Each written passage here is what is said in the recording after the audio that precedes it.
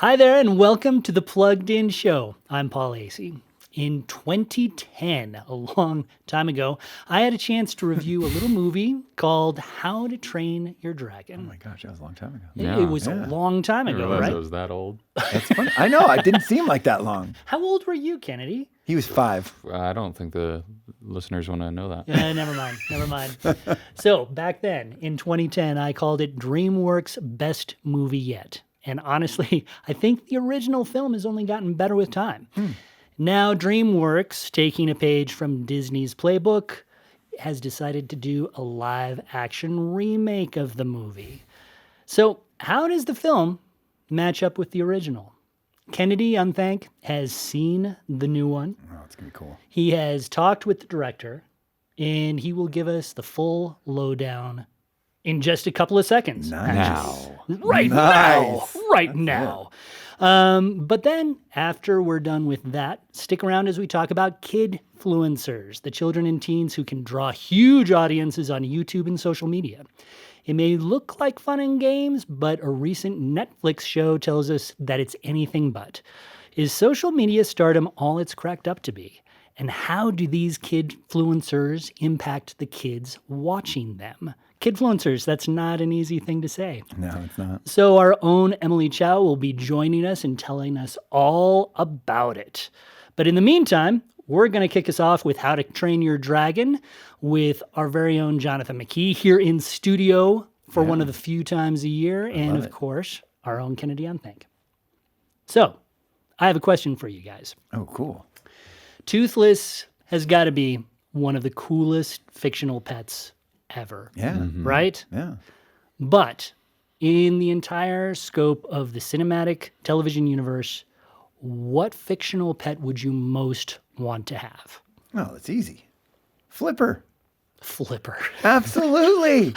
I mean, he was Where so would you keep smart. it? I don't. It doesn't even matter. It does matter. It doesn't. Bathtub, swimming pool, the river near your house. Flipper You're was going to just have animal rights Flipper, organizations Flipper all was over you. awesome. All you gotta do is like throw a cup of water towards Flipper every once in a while. No, but I mean this thing, Kennedy. Let's be honest. Do you remember Flipper? I remember Flipper. Okay. I mean Flipper. I don't even remember Literally, whatever tragedy happened, Flipper would be like, and they'd be like, what? Randy's in trouble? And he'd be like, and they're like, he's in a well? That is not the true. coordinates are That this. is- I mean, Flipper knew everything, and they would do. It's just. I think you're getting shows mixed up. There's no way Flipper was No, diving Flipper into it. always did that. Lassie did too. Ruff, ruff. What? Randy's in trouble? Ruff, ruff. What? He's in a well? I mean, it was like the same script, except there was a dog instead of a dolphin. But I would take Flipper because Flipper's pretty cool. My Well, that goodness. actually transitions really well into Okay. mine because I have 2 different dogs. Oh, okay. Doug from Up, the talking, the dog with the talking collar. The famous squirrel. Yeah. I was hiding under your porch because I love you. Absolutely.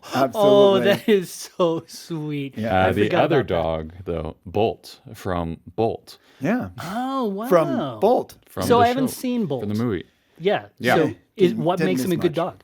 Well, okay, What makes so, it so good the basic premise of the movie is that he's a dog that's been used for a TV show, where he's like starred as a superhero dog.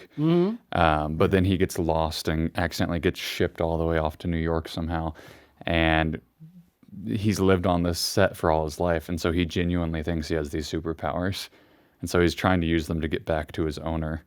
So it's a little like Buzz Schwarzenegger Lightyear. In a way, yeah. Yeah. That's true. Or I was going to say Arnold Schwarzenegger in Last Action Hero, too. But Of course. they get me with those dogs. Yeah, apparently so. You are a dog lover. And dog adjacent, Appa from Avatar, the flying bison thing. Oh, yeah, that's super cool. That'd be pretty helpful. What about the Luck Dragon from Neverending Story? Yeah. That seems like that would have been pretty cool. As long as you could have that music play every time it entered Oh, the room. my goodness. Yeah. We really need to go on. That's just In too much. In Well, what post, about we you, need Paul? to just Is that your start the choice? music right there. Definitely not. Definitely not. You know, I'm going to go with the Sarlacc Okay. Yeah. because, you know, it's very It's not very cuddly. You only have to granted. feed it once every 1,000 years. You only have to feed it once every 1,000 years. It's a really nice deterrent for criminals. Who doesn't love If you all want- those if you wanna arms get rid reaching out of the If you pit? want to get rid of Boba Fett, Yeah. Well, although he did crawl out of it. No. Well, he actually. did. he did crawl out of it. He did crawl Did out he of it. beat the Sarlacc? Is the Sarlacc even still alive? He would be. No. Well, that's a good question. Actually. Maybe he stabbed it or Yeah. got him with one of But there's other those Sarlaccs. rockets off his shoulder or something. Right, there's other Sarlaccs. I could go to the Oh, pet there are- store, there's buy other another, Sarlaccs. buy a Sarlacc puppy. Okay, wait a sec. When I said Flipper, you said, where would you keep it? Where would you keep a Sarlacc? In front the yard? desert, obviously. You would have it in the your front yard. It would Okay. be great. Well, couldn't I keep Flipper in my pool? No, Why? it's not big enough. Your front yard's big enough for a Sarlacc? A little one? Yeah, they come in Why different get a little sizes. Flipper? This is why I chose dog. Okay. Oh man, he would be great at fetch too. You just throw it, always catching He everything. would. All right, so Flipper. anyway, that is a great segue to our primary conversation today, How to Train Your Dragon, Toothless, one of my favorite fictional animals. Kennedy, Who take would it have away. been a great pet? Yeah. Yeah. Well, now I'm here with director Dean DeBlois. He's the director behind the original How to Train Your Dragon, as well as the upcoming live-action version. Hi, Dean. How are you doing today? I'm doing very well. How are you? I'm doing well. Well, I'd love to just hop right into it. I got to Sure. see the movie just last week. I noted that a lot of it follows the original story, and I love that so much. Were there moments that you decided or that you strongly considered diverging more significantly, or did you largely want to remain as close as possible to the original? It was part of the very first conversation when Universal Studios called me and said that they were considering the idea of a live-action reimagining. And my next question was, do you mean like an alternate timeline? Are we talking about a story inspired by How to Train Your Dragon, or does it rely more upon Cressida Cabell's books? What are we talking about here? And they said, no, we want that story, but delivered in live action with more maturity and expanded scope and the opportunity to delve a little bit more into characters that might have been shortchanged in the animated version, expand mythology, things like that. And so that became the mission statement. It's like, I said, if you're going to do it, please let me write and direct it, even though I haven't made a live action movie yet, because I will guarantee that we pull all of the wonder and the emotion and the knowledge of this world into the live action film. We can keep what worked best and then find all of these little additive ways of bringing a little bit more mythology, a little bit more character depth, more immersion. And so if it feels like the animated movie, that's intentional, but it's also in a myriad of ways expanded, and even a few scenes have been omitted, but it's all in the attempt to construct a more grounded but expanded and kind of majestic in scope version of the same story. Yeah. And so with kind of that grounding in the live action, I was wondering, because the series is for kids, but with the live action, it can sometimes make the violence feel a little more visceral. How do you balance that so that, a kid won't go into it and be a little too scared because Toothless looks a little scarier this time around? Yeah, it's ultimately it comes down to like every family's choice over what they think their kids can handle. But it was intentional that we make an all-audience movie instead of a movie that was just geared toward children. So it has grown up a little bit. The themes become a little more mature. The action gets a little more intense, but nothing gratuitous. Like we were always keeping a watchful eye over what we were doing to make sure that we weren't deliberately excluding any part of our audience. I just think that probably the entry age into this story is maybe a couple years older than the animated version. Yeah. And so with that in mind, I grew up actually watching the original. And so I go into this one, I'm super excited to see it. Were there any challenges that you had to face in making those, in honoring that original movie's legacy while also giving newer audiences a reason to care about this version as well? Well, you're defining exactly the ambition. We knew that a lot of our fan base has grown up.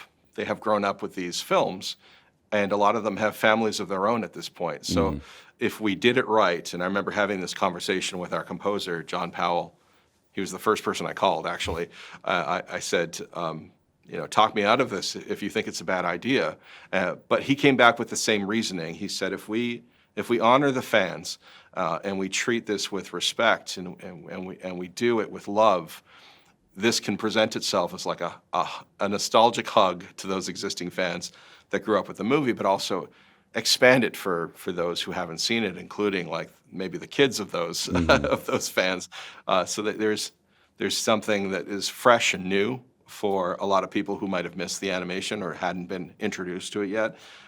But it also really honors those people that supported this trilogy all of these years. Yeah. Well, it looks like we have time for one last question. So I just want to get your personal feelings on how does it feel to have your work featured at the new Epic Universe theme park? That is so surreal. I got to visit and walk around the Isle of Burke, and I was so blown away by how faithful they were to the design work and the characters. It's largely based around How to Train Your Dragon 2, once the dragons have moved in, and the Vikings have made all sorts of accommodations for them with grooming stations and stables and feeding stations. And it's so wonderfully immersive and a little bit trippy for me because I'm walking around thinking, it was just a group of us animation nerds that dreamt this story up and came up with all of this design and artwork, and here it is. Fully manifested. You could walk around and spend an entire day just in that Isle of Burke theme park alone, and have a wonderful, rich experience. So I love that it has really stuck in pop culture in such a way that it can warrant a theme park and be somewhere that you can really go to experience everything. Yeah.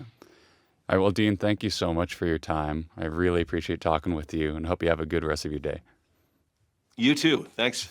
So one of the big themes of How to Train Your Dragon is the disconnected relationship between Hiccup, the boy, obviously, and his father. Connecting with your kids can be harder than ever. And that's one of the reasons why you, Jonathan McKee, wrote a book with your daughter, Alyssa. Is that right?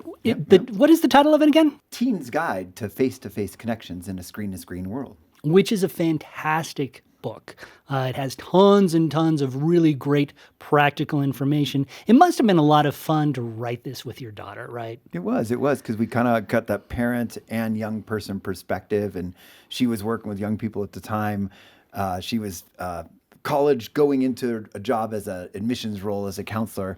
So she was kind of like, here's a lot of stuff I'm seeing. And I was kind of giving that parent perspective. And we kind of went back and forth on a couple things like, adult versus young adult perspective. But yeah, no, it's a fun project. Yeah, it seems like it really would be. But so I would love for our readers to get their hands on it. And so for that, we would love for you, if you send in a gift of any amount to Plugged In, we would love to send you a copy of Jonathan and Alyssa's book. We would love to get that into your hands. So feel free to check out the show notes on the Plugged In Show homepage. That's thepluggedinshow.com, and find out how. According to a recent survey by Morning Consult, 57% of Gen Zers would like to be influencers. And unlike most careers where you have to go to school and get experience and all that stuff, kids can become influencers right now. And who can blame them?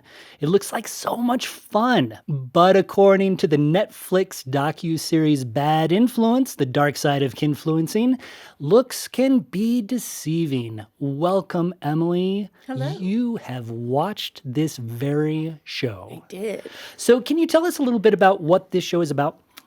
So in a nutshell, it is following kind of the aftermath of the kidfluencer Piper Raquel. She had a really popular YouTube channel, and she had a, quote, squad of other YouTube kids who kind of, they all were managed by her mom.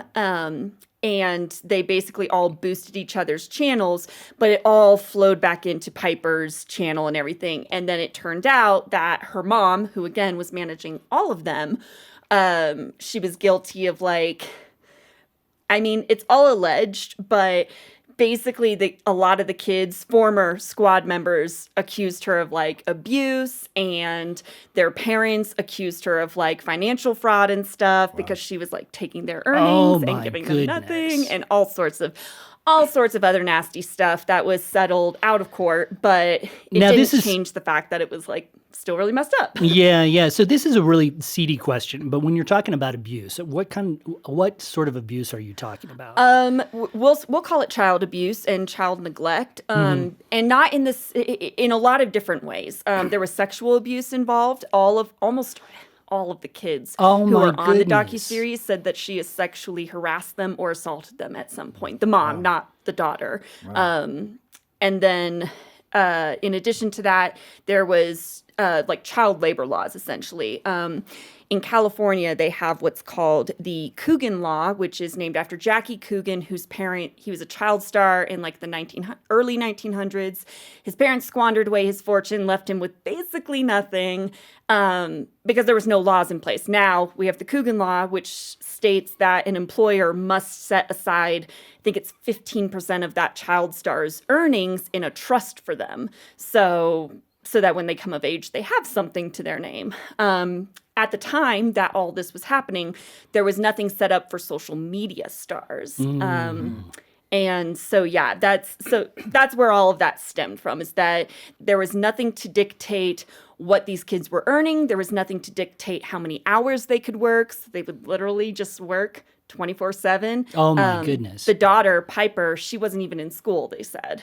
Her mom took her out of school, and it wasn't like there was an on-set tutor or teacher like you would see on a movie set. No, she just wasn't going to school at all, apparently. Emily, again, it's all alleged. I get a question for you.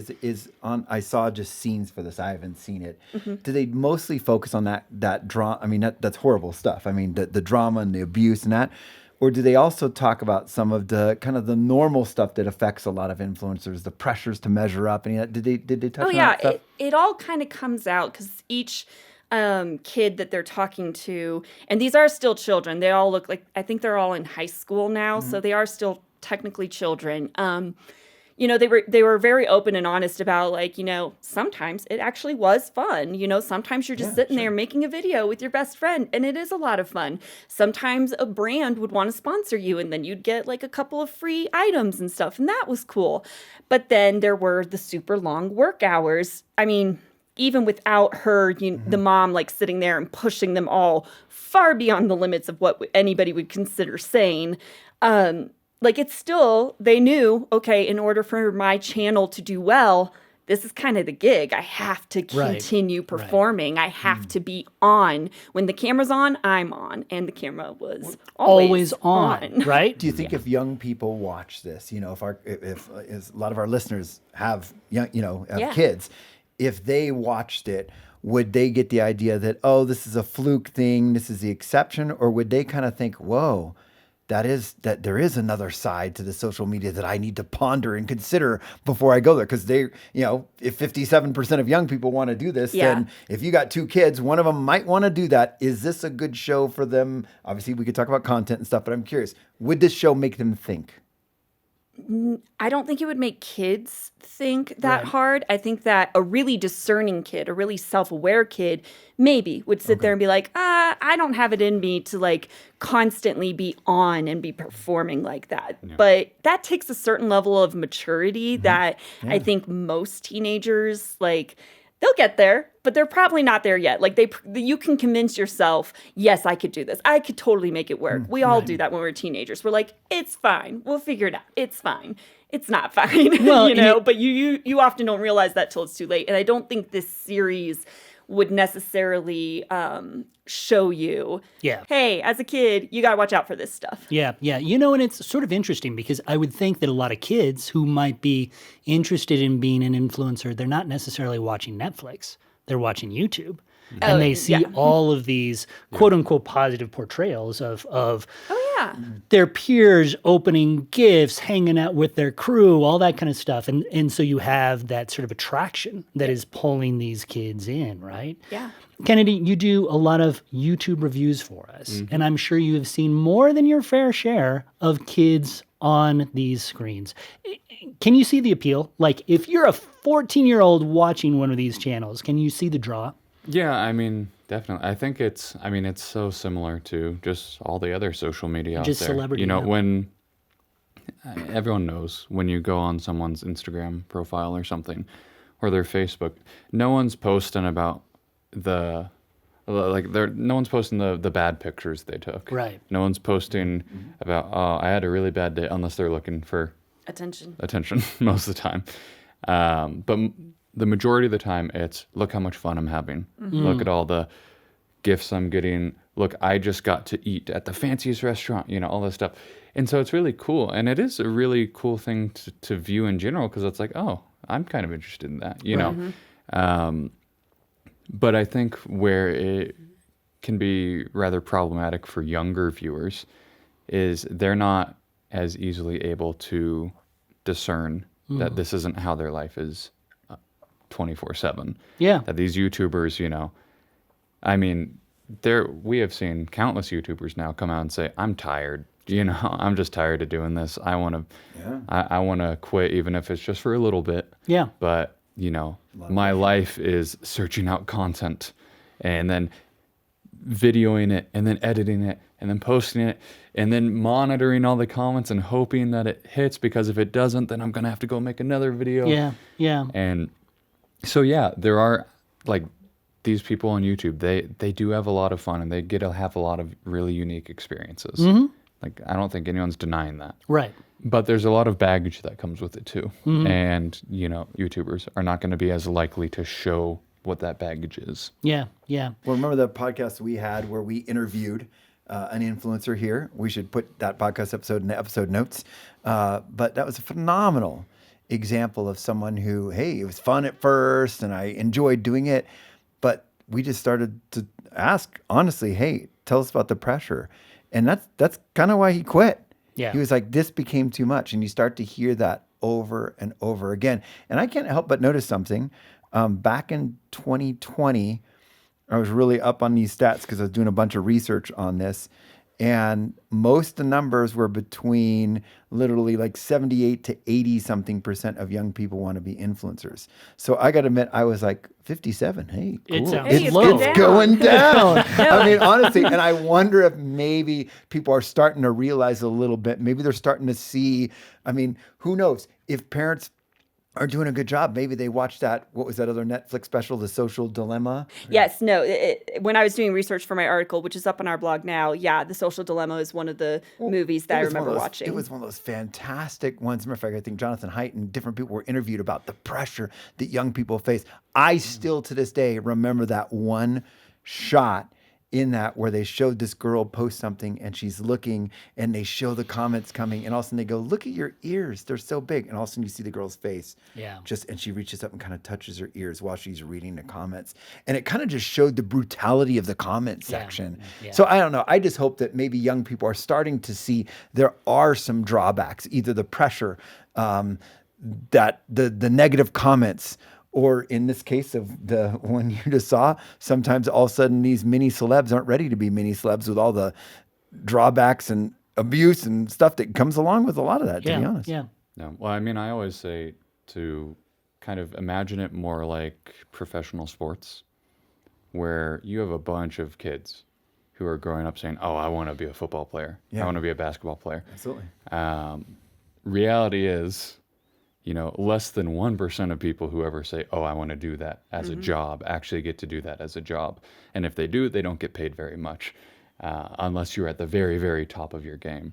Yep. But the reason why they say that is because you look at these games and you're like, I want to throw a ball around for $8 billion. Looks super fun. It does. Yeah. And those games probably are fun because, I mean, most of us have played those sports and we're like, okay, that was kind of fun.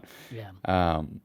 But they hardly ever show you, them putting in the 8 hours every day to work and the specific meal prep that they're doing to make sure that their bodies get the exact amount of calories they need.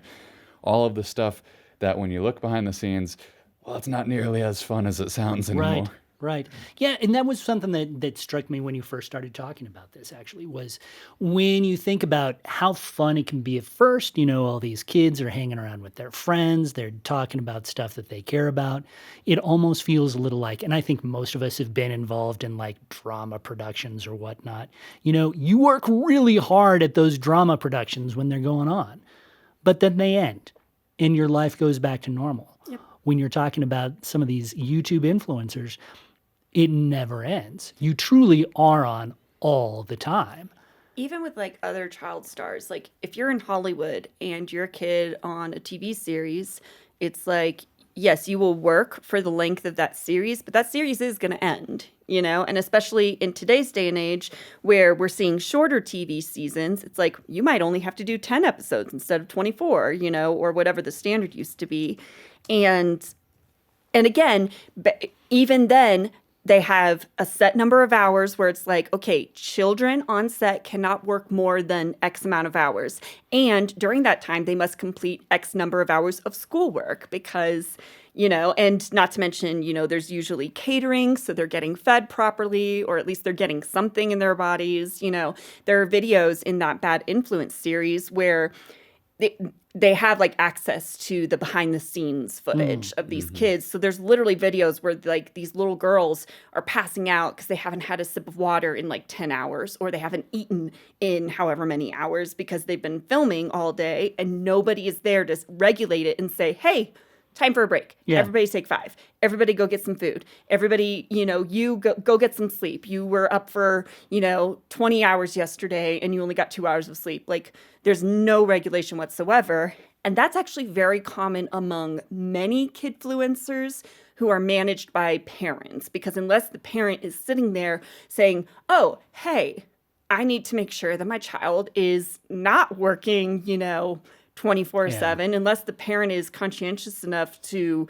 know what the standard should be, then they might just they're thinking, oh, well, I'm just going to film because we're home and it's Saturday and I'm just going to film all weekend long. And it's like, okay, but your kid is performing then that entire time. The entire time. Even if everyone's fully on board. Yeah.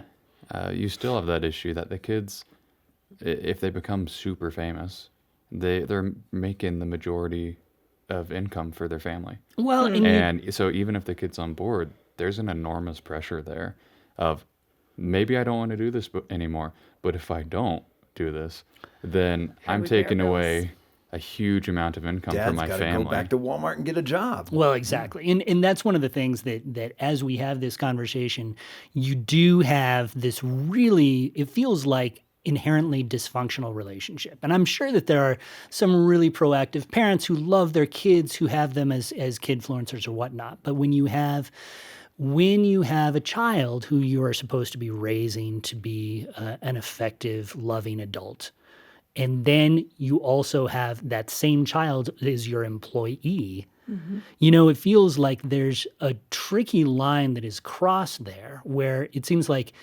in a typical relationship, when you have like a child actor, the parent hopefully is sort of the child's advocate. This is too long. You're working him too much. I don't want him to be exposed to this particular thing. Yeah. But in a situation like this, you really don't have those safeguards, right? You really don't. And what you said about the child being the employee is completely accurate, because the other series that I referenced in my blog, it's called Devil in the Family, The Fall of Ruby Frankie, and that's on Hulu. And with that one, the eldest daughter and the eldest son are talking about their experience and how both of their parents had quit their jobs to support the family by doing this YouTube channel. And so their mom was like the CEO. They registered their family and their YouTube channel as an LLC, and the mom was the CEO, and each of the 6 kids were listed as employees. Wow, that's fascinating. And back to the pressure again. I just think like YouTube, I actually follow a couple YouTube people on. I love. This is just so funny. It's a side note, but I love RVs and trucks and all this kind of stuff. So I'm constantly researching RVs and truck. And I follow this one guy who literally does reviews on what trucks are the best ones for pulling and this and that. And this guy did a thing literally a couple weeks ago about how YouTube is changing. And he goes, hey, other YouTubers are contacting me and asking me if this is affecting me. And he goes, yeah. He goes, YouTube is completely cutting how much they're giving us now. Yep. And so just imagine if your family is relying on an income and they're used to a certain amount. Now, sure, some people are like, oh, well, if they were getting millions. Yeah, but there's some people barely squeaking by. And if you're barely squeaking by and all of a sudden your income, your earnings are cut in half, imagine the pressure, And that's what I'm really hoping out of this whole thing that we will see is, and I'm not going to get political here. I'm not encouraging the government to step in, but I hope that we as a society will kind of step in a little bit and start thinking before. I feel like sometimes kids are just a giant science experiment. And I think with smartphones from the beginning, it's just been like, oh, cool, phones, kids, here you go. And we didn't even think about when we handed them a device. And we're starting to see legislation of them going, whoa, why don't we make legislation where we can't even give a kid a device to this? Or let's make legislation where they can't do those algorithms on young kids or whatever. Right. And whether you like government control or not, I want there to be at least awareness so we as parents would be aware of some of this stuff and start thinking before we just hand our kids a device or start aiming a camera on them and start thinking, this will be great. Right. And maybe think through some of the ramifications of this because it's creating a pressurized environment that's we've seen an unprecedented amount of anxiety among young people, and people are sitting around scratching their heads for a while going, why? And now they're pretty much going, no. Yeah. This is obviously a key source of that. And I think that's huge. I think it is too. Well, what's crazy is we've had the research with the parallels that have been drawn between, anxiety, depression, device use. We've had those since like the 2010s, the early 2010s, So to me, it's baffling that, when I was a senior in high school, that research was there. It just that nobody really seemed to care. And now, 15 years later, now everybody's freaking out about it. Now everybody's like, oh, this is a serious problem. It's like, it's always been a serious problem. Well, and it is evolving as well, though, too, because, the iPhone wasn't even in people's pockets till 2007. It didn't cross the 50% mark till 2012. So really, social media, Instagram kind of became a thing in 2012. Snapchat came out in 2012. We crossed the 50% mark in 2012. So it really wasn't 2012 till the smartphone was in most young people's pockets. So what you're saying is that 2012 movie was right, just on the right thing. Absolutely. And so the thing is, it was kind of the 5 years after that a lot of this stuff, where the spike started really happening. Yeah. So a lot of that research started around 2018, 2019. All of a sudden people were like, hey. Started scratching their heads going, wait, just that throwing math some doesn't dates. matter. Just put some dates to No, that. I think that's fair. We sort of bring this conversation to a close. Let's talk again about the parent's role protecting their kids, a parent's role in advocating for their health. When you talk about the influence of kids on YouTube, how do parents sort of help walk their kids through that? Well, I think there's actually a really decent example of a YouTuber recognizing the issue. Outdoor Boys. He's a YouTuber who has 3 children, and their whole channel is them going out and doing like camping trips and stuff. His boys love to go out there with him. He runs the channel, but they've been getting really popular lately. And so he just made a video like a couple months ago, I think, maybe not even, where he sat down and he said, hey, we're getting really popular. A lot of people are recognizing us in public, and it's taking time away from me to spend with my kids. And it's also, he's understandably a bit nervous of how many people know his kids now.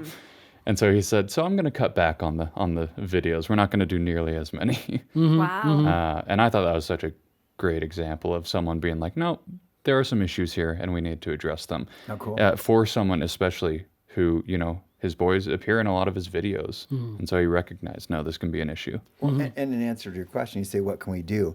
I think it's great when we see examples, like if we saw a video like that, if our kids already had watched this Netflix special, whether we recommend them to or not, and they're talking about it, whether we watched The Social Dilemma with them, I think it's cool to, when we see something like that, ask our kids, hey, what do you think? Do you notice this?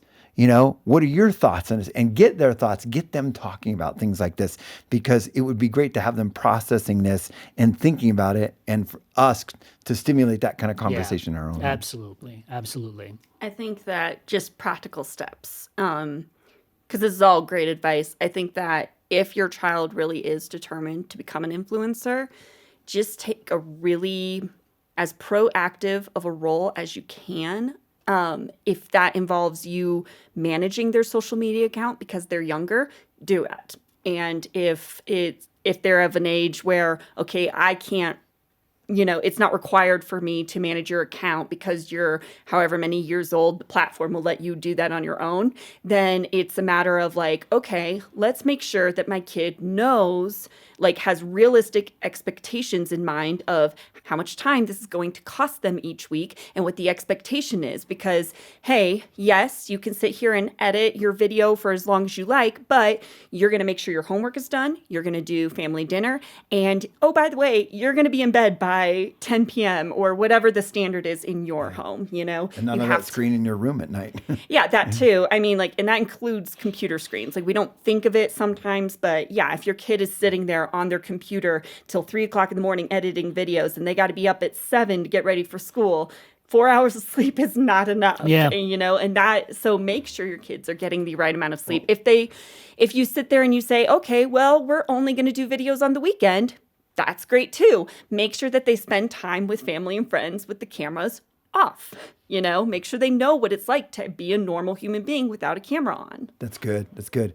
I created some discussion questions for parents in that book you mentioned earlier, because I did a whole chapter on basically, so you want to be an influencer. And I talked about some of the real numbers out there and some of the things to consider. And at the end of every one of those chapters, again, this is a book for teenagers, I include those discussion questions at the end of the chapter so that a parent, if they're hanging out with their kid, they're like, hey, let's read this during the week and let's talk about it on breakfast on Thursday. You can ask those questions because it gets right to the heart of the issue. Yeah, that's great. That's great. Also, I think one last reminder, as a parent, as a mom and dad, you have the right, the ability, and sometimes the obligation to say no. I think you don't want to. I think it's always great to encourage your kids' dreams, ambitions, all that sort of stuff. But sometimes the answer can just be no. So be mindful of that and just go forward with these conversations with them and try to be as truth and grace-filled as you can. Thanks so much, guys. And now we are going to do something that I love to do, and that's tell jokes, especially dad jokes. Oh, that's awesome. Dad jokes. It is time. Kennedy, we're going to start with you. Dad? Because you have already told a dad joke today that was pretty dad-worthy. Yeah, well, I'll just tell it again. Tell it again. For a long time, I have suffered from an irrational fear of speed bumps. However, it's okay. I'm slowly getting over it. I love that Paul started laughing like as it was emerging. I'm slowly Because you getting thought over of the it. punchline and you were just like, That's good. That's good. Part of me just likes Kennedy's very deliberate delivery. Well, I've got that beat. Okay. Okay. I tried to come up with a carpentry pun that would work, and I think I nailed it, but nobody saw it. Nice. it's like 3 in And 1. we brought you in for that. I know. I'm here all week. That's a threat, by the way. All right. This one will require just a tiny bit of back and forth, you guys. Okay. So Good. All right. if I ask a question, answer it. All right. What's the difference between a piano, a tuna, and a pot of glue? I don't know. What is the difference between a heard piano, this a one. tuna, I have and a pot of heard gold? this. You can tune a piano, but you You can't can't? piano a tuna. So far I'm the loser at this game because Paul did not laugh at mine. I'm a he little, left maybe I'm a hysterically. little slow. Where does the pot of gold come into that? I knew Pot of you'd get glue. stuck there. Ah. That's the rest of it. That's why I said it requires just a little bit of back and forth. Thank you for obliging me, Kennedy. This isn't technically a game, but I'm going to make it one. I think Emily's in the lead so far. She is. I really like that. Two-part joke. That's pretty But good. Kennedy knew it. That feels like my points went down. Yeah, it's true. It's true. Okay, so why don't skeletons fight each other? They don't have a bone to pick with each other. Oh, that's good. Like that. That's better than mine. What's yours? They don't have the guts. That's good. I like that. I guess they would have a bone to pick, wouldn't they? That's all. That's all they would now that I have. think about it, yeah, that's totally wrong. Oh well. Anyway, thank you guys so much for joining us today, and thank you, listeners and viewers, for listening to us and viewing us. Yeah, it was great. It was really nice to have you all here, and we'd love to hear from you as well, too. Let's talk a little bit about kid influencers. Does your child want to be an influencer? Do you want to be an influencer? Are you going to be seeing the new How to Train Your Dragon movie? Did you like the old one? The answer for that one, of course, is yes. But I digress. Let us know on Facebook or Instagram or on our YouTube channel. You can always send us an email at team@thepluggedinshow.com, or you can leave us a voicemail at thepluggedinshow.com website. Right? Do you want to redo that? Yeah. Or you can leave us a voicemail at our very own website at thepluggedinshow.com. And we will join you again next week when we talk about Elio on the next Plugged In Show.